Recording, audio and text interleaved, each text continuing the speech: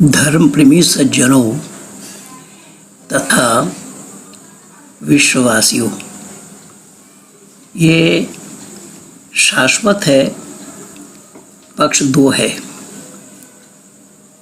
एक सही है, दूसरा गलत है। एक धर्म है, दूसरा अधर्म है। एक सच है, दूसरा झूठ है, आदि आदि।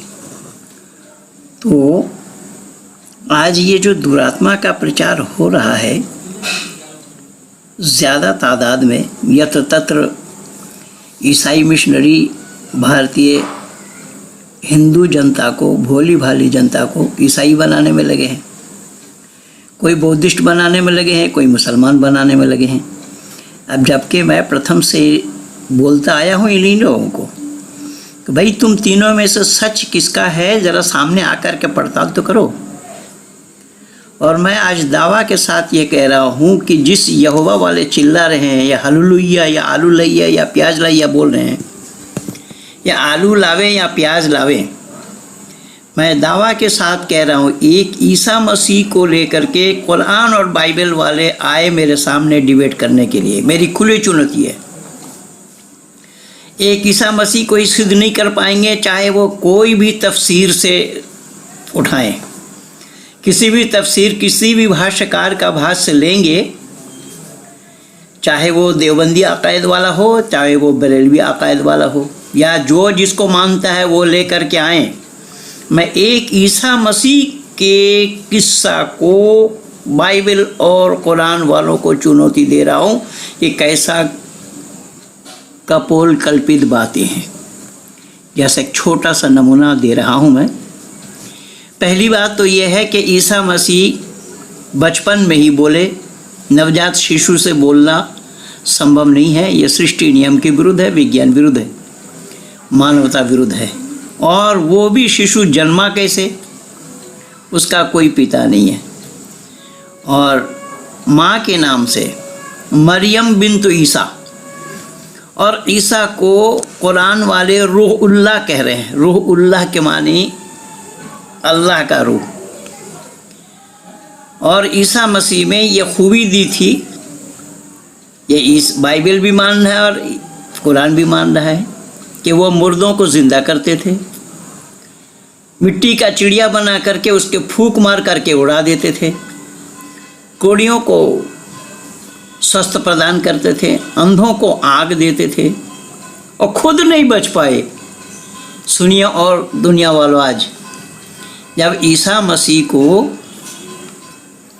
बादशाह ने पकड़ना चाहा, बादशाह से किसी ने बोला जा करके कि ईसा इस तरीके से है और इसको सूली पर चढ़ाओ। बादशाह भी लाल बुजक्कड़ था, वो देखा नहीं, सुना नहीं, उसने किसी ने कह दिया, वो उसी बात पे वो राज़ी हो गए, सूली पर चढ़ाओ। तो ईसा मसीह एक कमरे में थे और कहीं पर आया है कि उसका जो साथी था 30 दिरहम के लालच में कि ईसा कहाँ है हम बता देंगे, बताने के लिए गए। और ईसा को छत फाड़ करके अल्लाह ने उठा लिया चौथा आसमान पर। वो बाइबल भी मान रहा है, कुरान भी मान रहा है।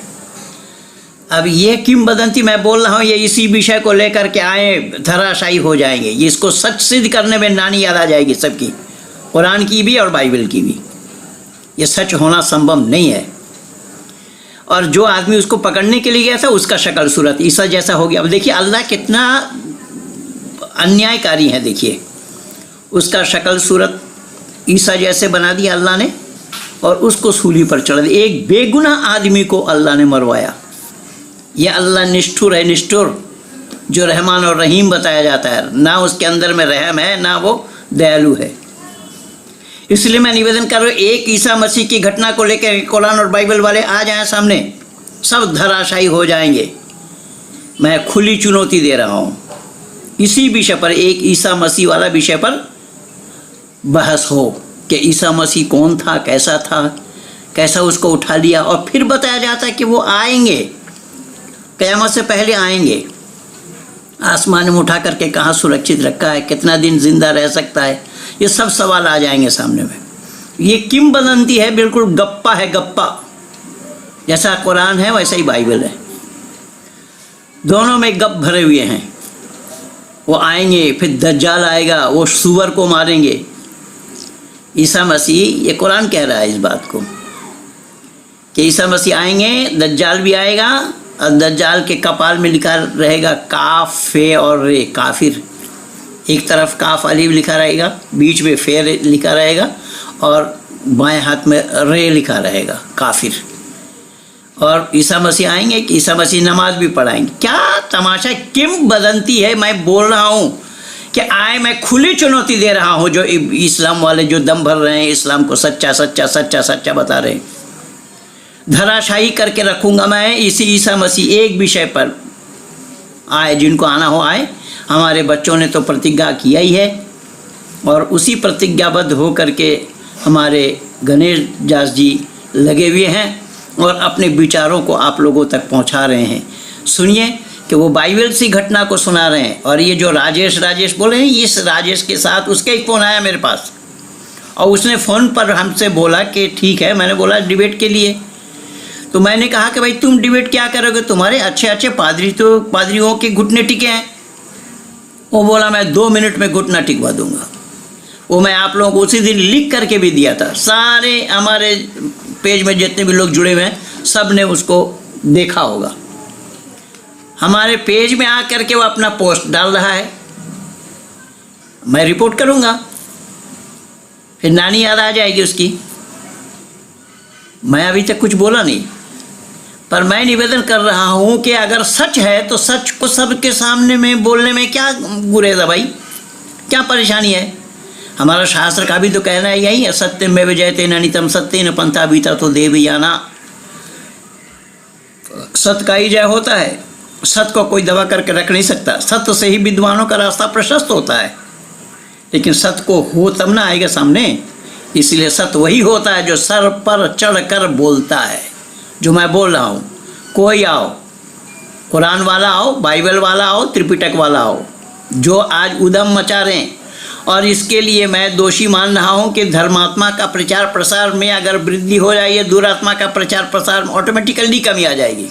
दुरात्मा अपने आप में डाउन हो जाएंगे, लेकिन धर्मात्मा कहने वाले, कहलाने वाले, इन्होंने कभी भी देख करके, सोच करके भी नहीं देखा।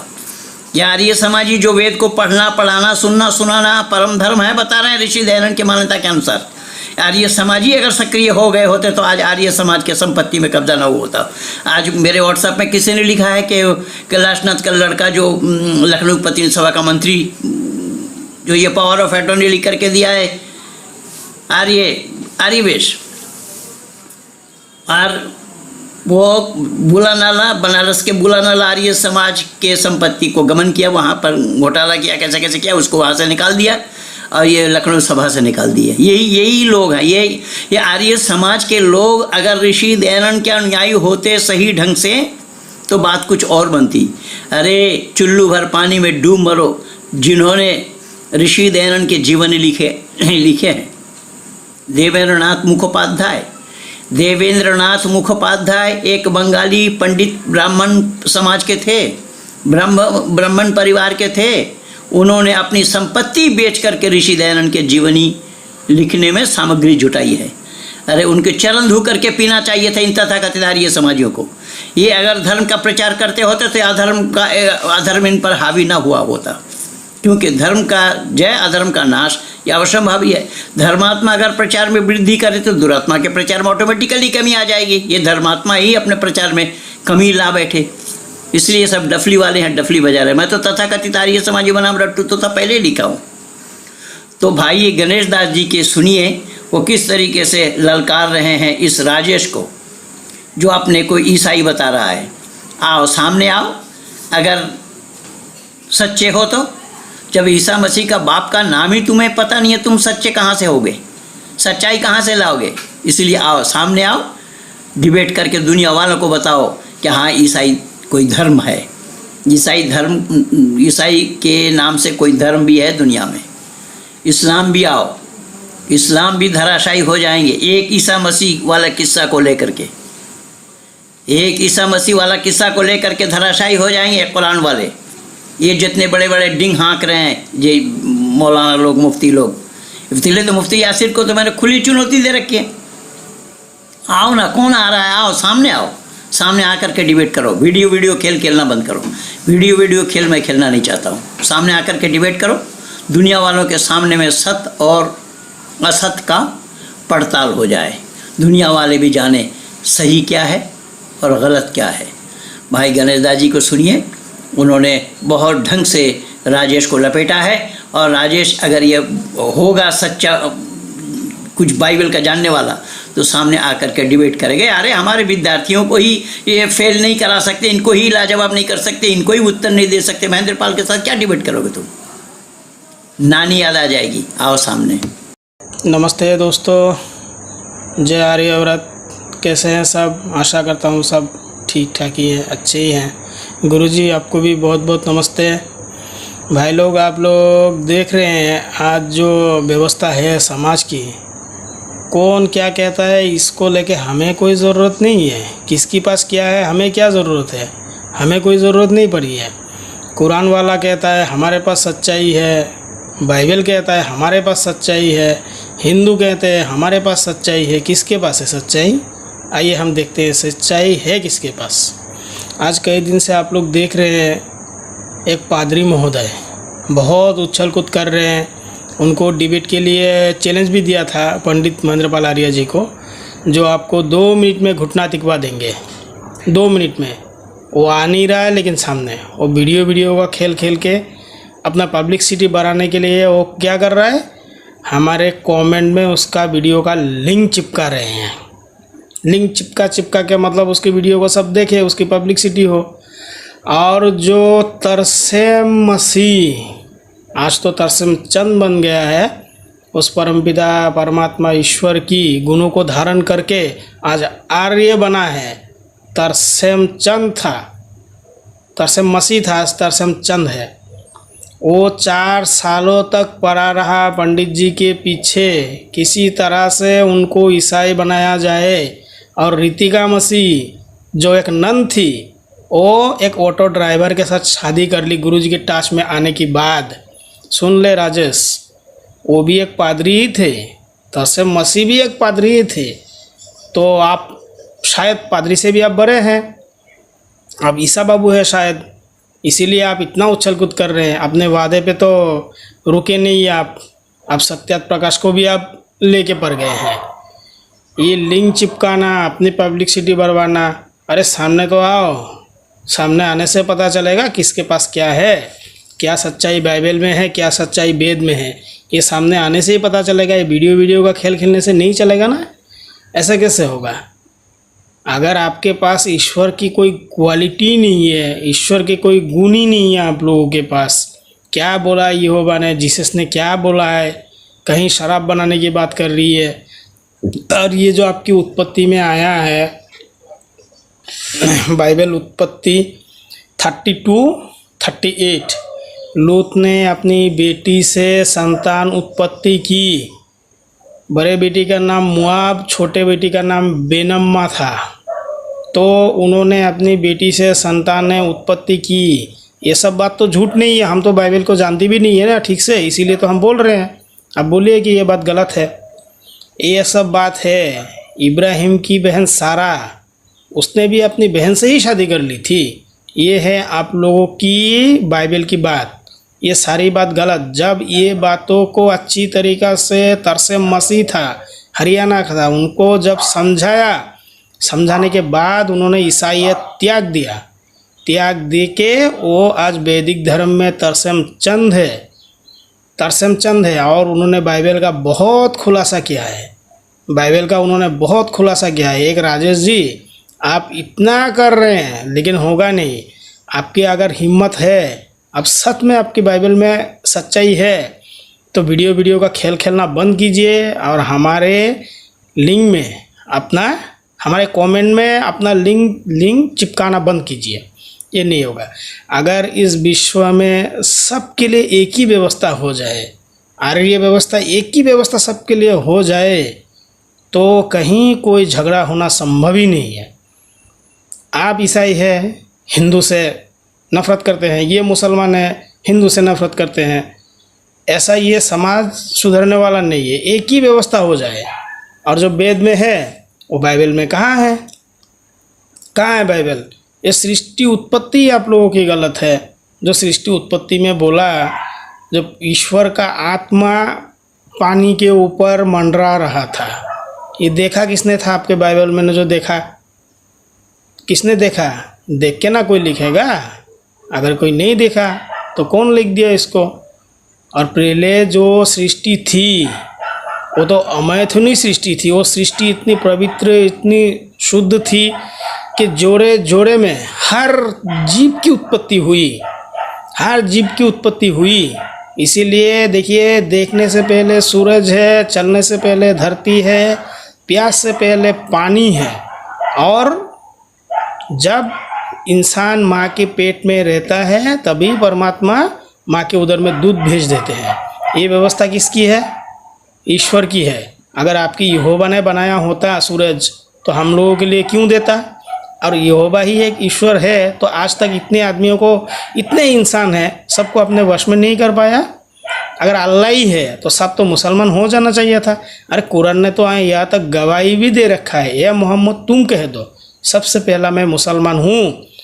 सुन लो सब, मुल्ला जी को भी बोल रहा हूँ मैं। ये 12 नंबर 7 सूरह आनाम आयत नंबर 14 को पढ़ के देखिएगा, यहाँ मोहम्मद ने क्या कहा है, अल्लाह का क्या उपदेश है यहाँ पे। मैं सबसे पहला मुसलमान हूँ। ना तो ये सृष्टि अल्लाह की है, ना ये सृष्टि यहोवा की है। लेकिन राजेश जी, मैं आपसे बहुत ही अच्छे ढंग से बात कर रहा हूँ, बहुत सुंदर से इस वीडियो को देखिएगा आप और इसका उत्तर दीजिएगा। डिबेट के लिए तो आप आएंगे नहीं, ये मैं जान चुका हूँ। अगर डिबेट के लिए आते तो उस तरह का वीडियो बनाते, आप बना के देते, जो मैं पंडित महेंद्र पाल आर्य जी से मैं डिबेट के लिए राज़ी हूँ। सबको बुलाते, सब मसीह समाज को बुलाते, आप आते और आप साइन नहीं करना चाहते, दस्तखत नहीं करना चाहते। क्यों? हम तो दस्तखत करने के लिए पीछे नहीं हटते हैं, हम तो राज़ी है, चलिए। अरे आपके पास अगर सच्चाई होगा तो फ़ायदा तो आपका ही होगा, लेकिन आप खुद जानते हैं जो इसमें सच्चाई है नहीं, इसीलिए आप साइन करने से मुकरते हैं। अब दस्तखत नहीं करेंगे, होगा कोई बात नहीं। लेकिन एक बात है, जो हमारे जो कमेंट में जो आप लिंक चिपकाते हैं ना, इसी से सब समझ जाते हैं। और ये एक साइंस जर्नी वाला है, ये भी ऐसे ही करते हैं। ये सारा लिंक चिपका चिपका के आपने पब्लिसिटी बढ़ा रहा है। अरे क्या जवाब दोगे? तब जवाब ही नहीं है तुम्हारे पास, क्या जवाब दोगे? ये सब कोई बात है? समाज की अच्छी बातें है ये? कहीं अपनी बेटी से संतान उत्पत्ति करा रहा है, कहीं कुछ करा रहा है। अरे एक नन की शादी हो गई, जब नन को सच्ची बात मालूम चली, एक नन थी, वो उसने एक ऑटो ड्राइवर से शादी कर ली, रितिका मसीह, जिसने क्या क्या ऑफर दिया था पंडित महेंद्र पाल आर्य जी को, रात रंगीन करेंगे, ये करेंगे, वो करेंगे। वो शादी हो गई। सच्ची बातों को जब मालूम चला तब उसने शादी कर ली एक ऑटो ड्राइवर से। और तरसेम मसीह नाम था, जो आज तरसेम चंद है, वैदिक धर्म को स्वीकार किया है, वो भी एक पादरी थे। और राजेश जी, आप भी एक पादरी है, आइए सामने, हम तो बुला रहे हैं, आप आना नहीं चाहते हैं। अपनी पब्लिसिटी बढ़ाने के लिए क्या क्या नहीं कर रहे हैं, लेकिन ये संभव नहीं होगा, ये संभव नहीं होगा। इस सृष्टि जिसकी है उसी की होगी, जिसकी सृष्टि है वही मालिक होगा। चाहे आप उसको यहोवा बना दे, अल्लाह बना दे, काम नहीं चलने वाला है। उनमें जो गुण है, ईश्वर में जो गुण है, ये गुण ना तो यहोवा में है ना तो अल्लाह में है। ये दोनों में से एक में भी ये गुण पाया जाना संभव ही नहीं है। नमस्ते दोस्तों, फिर आऊँगा मैं, आप लोग ध्यान कीजिएगा इस बात के ऊपर। और मैं सब भाई को बोलता हूँ, हमारे जैसे कई सारे भाई हैं जो वीडियो वगैरह देखते हैं, सबके मैं बोलता हूँ इस राजेश के उत्तर दीजिए। इस राजेश के लिए आप लोग सब भाई मिलके कुछ कीजिए। मैं भी कर रहा हूँ और हमारे सब भाई ये सब कर रहे हैं, इसके लिए कुछ कीजिए ताकि सच्चाई मालूम चले दुनिया वालों को और अंधेरा में ना भटके कोई, और कोई ना भटके। नमस्ते दोस्तों।